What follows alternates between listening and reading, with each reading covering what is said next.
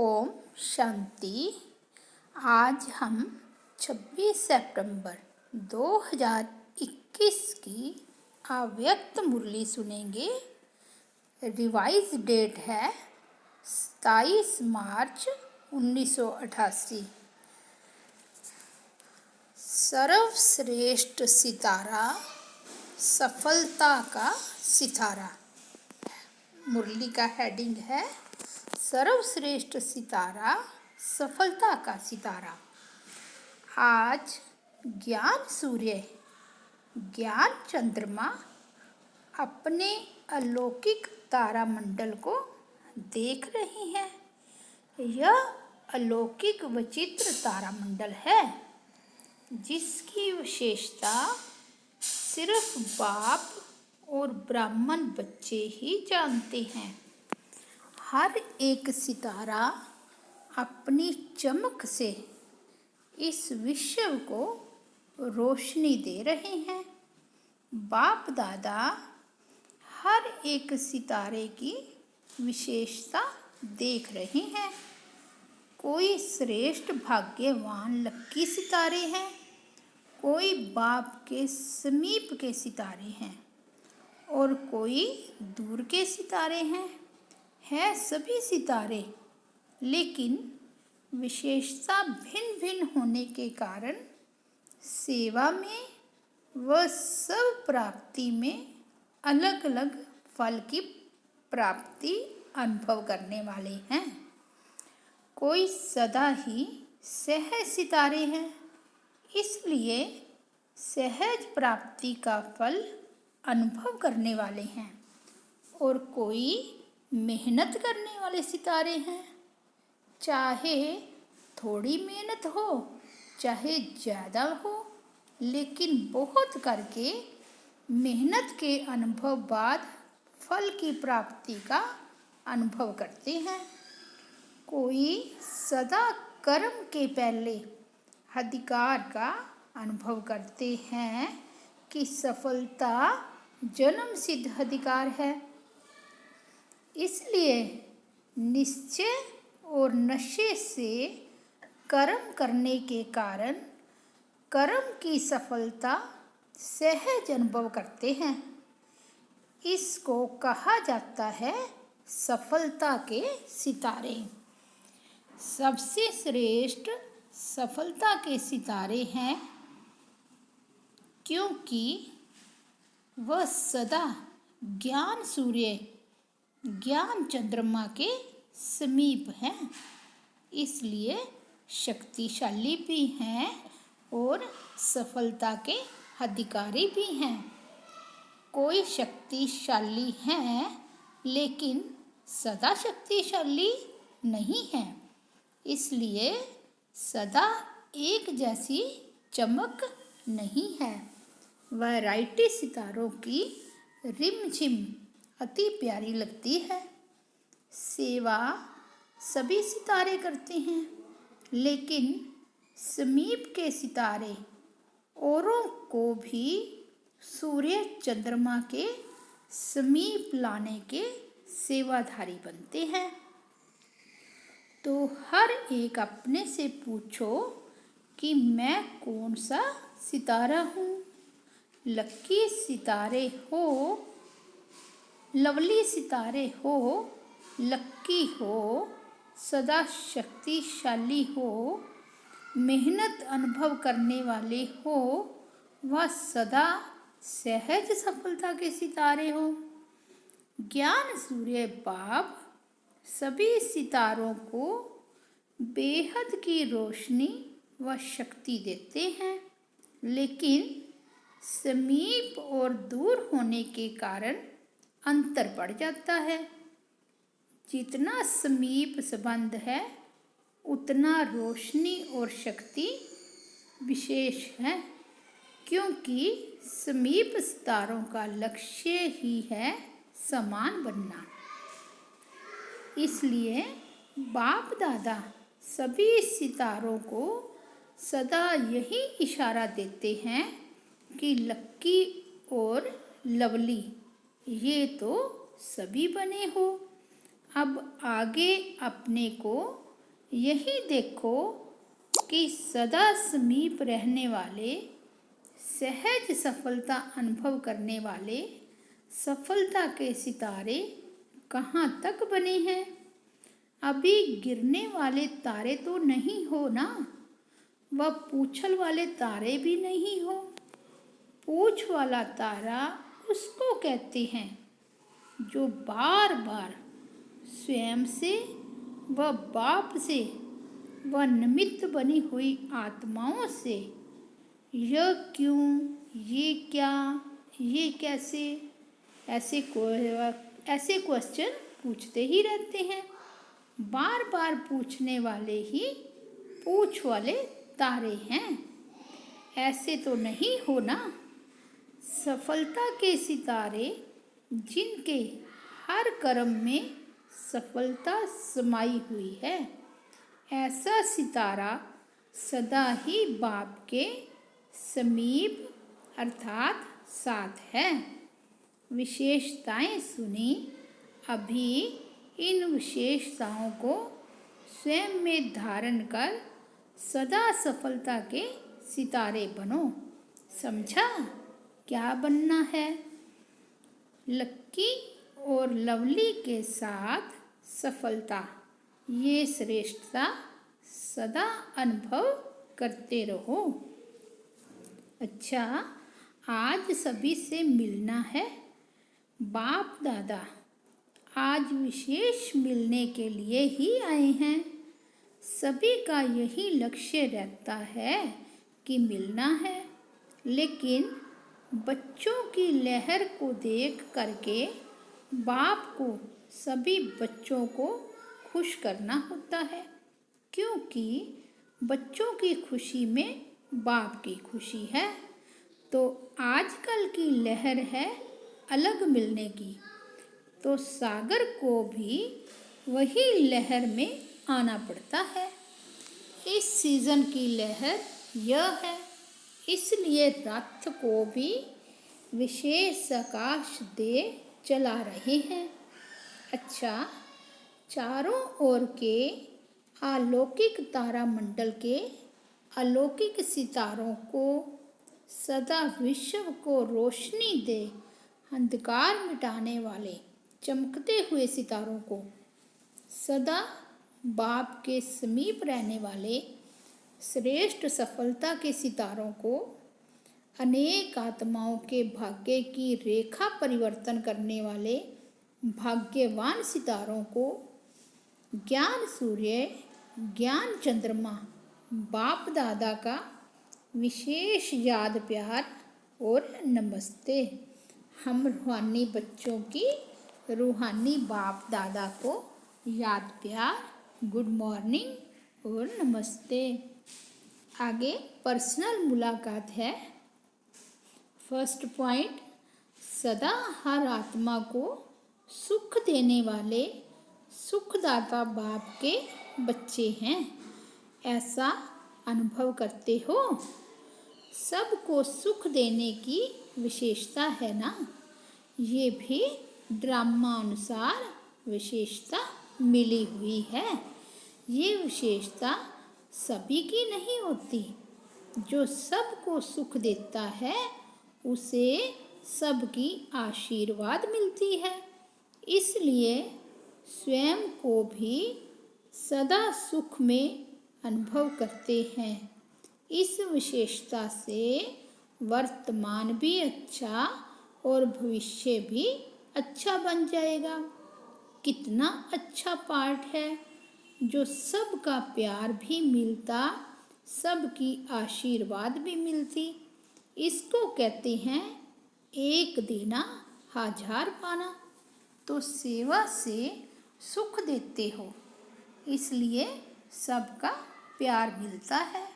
यही विशेषता सदा कायम रखना। दूसरा, सदा अपने को सर्वशक्तिमान बाप की शक्तिशाली आत्मा हूँ ऐसा अनुभव करते हो। शक्तिशाली आत्मा सदा स्वयं भी संतुष्ट रहती है और दूसरों को भी संतुष्ट करती है। ऐसे शक्तिशाली हो, संतुष्टता ही महानता है। शक्तिशाली आत्मा अर्थात संतुष्टता के खजाने से भरपूर आत्मा। इसी स्मृति से सदा आगे बढ़ते चलो। यही खजाना सर्व को भरपूर करने वाला है। तीसरी पॉइंट है, बाप ने सारे विश्व में से हमें चुनकर अपना बना लिया। ये खुशी रहती है ना। इतने अनेक आत्माओं में से मुझ एक आत्मा को बाप ने चुना। यह स्मृति कितना खुशी दिलाती है। तो सदा इसी खुशी से आगे बढ़ते चलो। बाप ने मुझे अपना बनाया क्योंकि मैं ही कल्प पहले वाली भाग्यवान आत्मा थी। अब भी हूँ और फिर भी बनूंगी। ऐसा भाग्यवान आत्मा हूँ। इस स्मृति से सदा आगे बढ़ते चलो। फोर्थ पॉइंट, सदा निश्चिंत बन। सेवा करने का बल आगे बढ़ाता रहता है।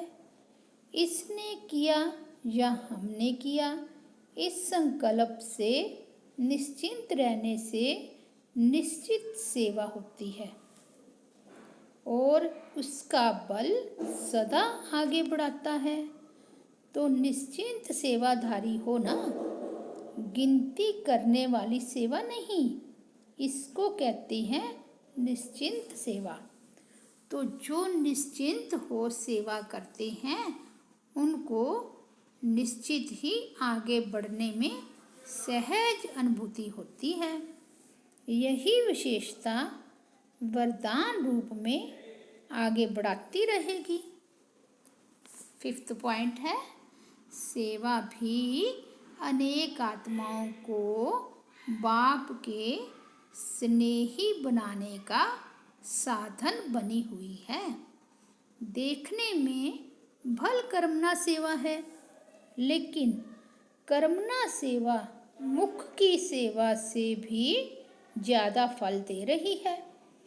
कर्मणा सेवा द्वारा किसकी मनसा को परिवर्तन करने वाली सेवा है, तो उस सेवा का फल विशेष खुशी की प्राप्ति होती है।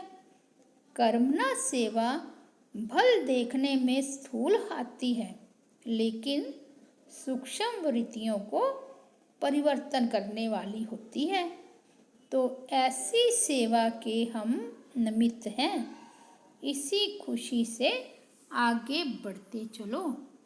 भाषण करने वाले भाषण करते हैं, लेकिन कर्मणा सेवा भी भाषण करने वालों की सेवा से ज़्यादा है, क्योंकि इसका प्रत्यक्ष फल अनुभव होता है।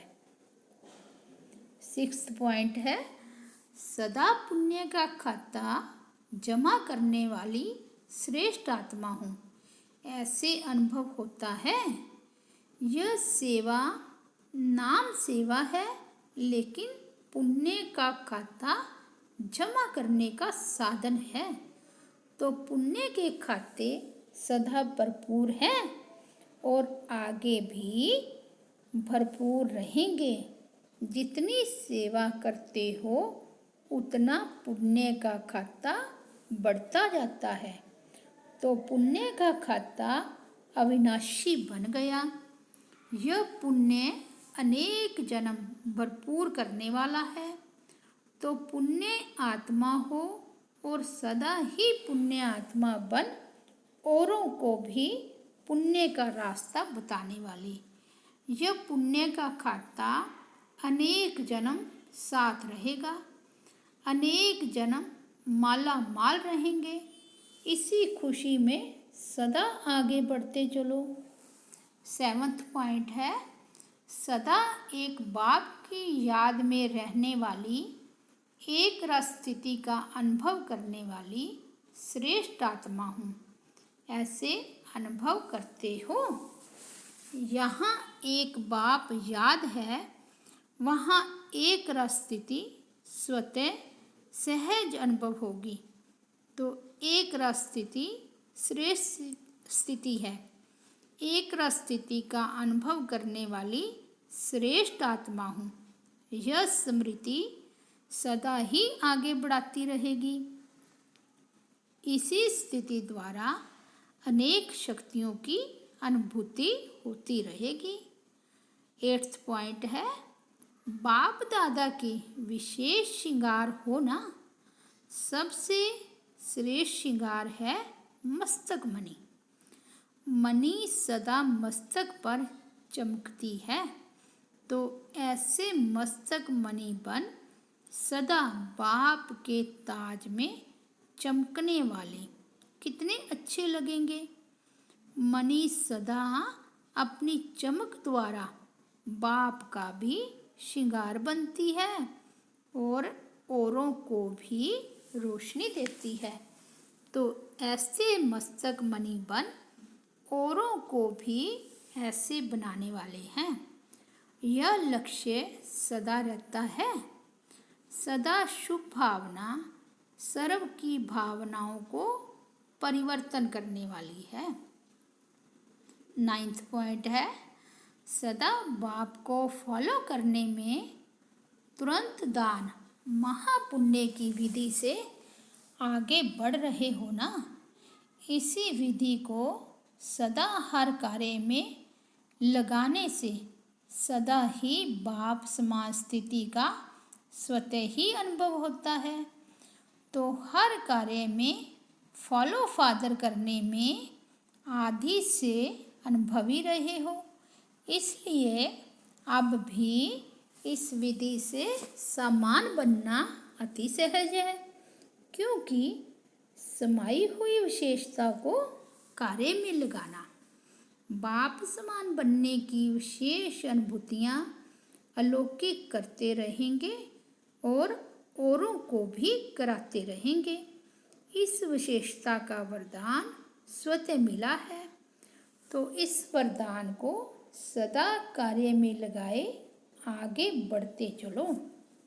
10th पॉइंट है, सदा परिवर्तन शक्ति को यथार्थ रीति से कार्य में लगाने वाली श्रेष्ठ आत्मा हो। इसी परिवर्तन शक्ति से सर्व की दुआएं लेने के पात्र बन जाते। जैसे घोर अंधकार जब होता है, उस समय कोई रोशनी दिखा दे तो अंधकार वालों के दिल से दुआएं निकलती है ना। ऐसे जो यथार्थ परिवर्तन शक्ति को कार्य में लगाते हैं, उनको अनेक आत्माओं द्वारा दुआएं प्राप्त होती है और सबकी दुआएं आत्मा को सहज आगे बढ़ा देती है। ऐसी दुआएं लेने का कार्य करने वाली आत्मा हूँ। यह सदा स्मृति में रखो, तो जो भी कार्य करेंगे वह दुआएं लेने का करेंगे। दुआएं मिलती ही है श्रेष्ठ कार्य करने से, तो सदा ये स्मृति रहे कि सबसे दुआएं लेने वाली आत्मा हूँ। यही स्मृति श्रेष्ठ बनने का साधन है। यही स्मृति अनेकों के कल्याण के निमित्त बन जाती है। तो सदा याद रखना कि परिवर्तन शक्ति द्वारा सर्व की दुआएं लेने वाली आत्मा हूँ। अच्छा, ग्लोबल को ऑपरेशन प्रोजेक्ट की मीटिंग का समाचार बाप दादा को सुनाया। बाप दादा खुश होते हैं, इतना मिलकर प्लान बनाते हो, वो प्रैक्टिकल में ला रहे हो और लाते रहेंगे। बाप दादा को और क्या चाहिए, इसलिए बाप दादा को पसंद है। बाकी कोई मुश्किल हो तो बाप दादा सहज कर सकते हैं। यह बुद्धि का चलना भी एक वरदान है। सिर्फ बैलेंस रख करके चलो। जब बैलेंस होगा तो बुद्धि निर्णय बहुत जल्दी करेगी और 4 घंटे जो डिस्कस करते हो उसमें 1 घंटा भी नहीं लगेगा। एक जैसा ही विचार निकलेगा। लेकिन ये भी अच्छा है, खेल है। कुछ बनाते हो, कुछ तोड़ते हो, इसमें भी मज़ा आता है। भले प्लान बनाओ, फिर रिफाइन करो। बिजी तो रहते हो, सिर्फ बोझ नहीं महसूस करो, खेल करो। टाइम कम है, जितना कर सकते हो उतना करो। यह सेवा भी चलती ही रहेगी। जैसे भंडारा बंद नहीं होता, ये भी भंडारा है, अविनाशी चलता रहेगा। अगर